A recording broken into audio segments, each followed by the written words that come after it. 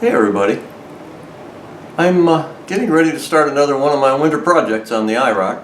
Last spring I did the rear brakes because they were leaking. I haven't touched the front brakes yet. Well, touched is wrong. I haven't replaced the front brakes yet. I've been driving the car quite a bit. When the car was first ready to drive, I did do an inspection on the brakes, make sure nothing was leaking.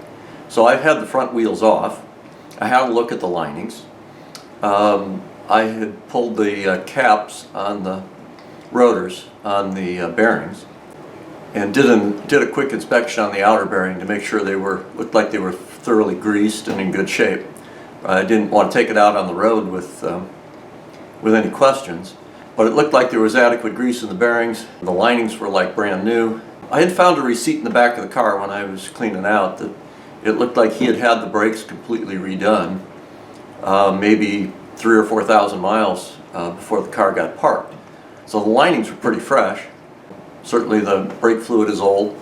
So in any case, when I ordered the parts for the rears and installed those, I've got a new set of linings and a new set of pistons and seals, and my intent here is I'm going to go pull the calipers off, push the pistons out, reseal them, put everything back together, repack the front bearings, which normally you got to do that every, I don't remember the schedule on this car, but typically the old tapered roller bearings were every probably 30,000 miles, give or take.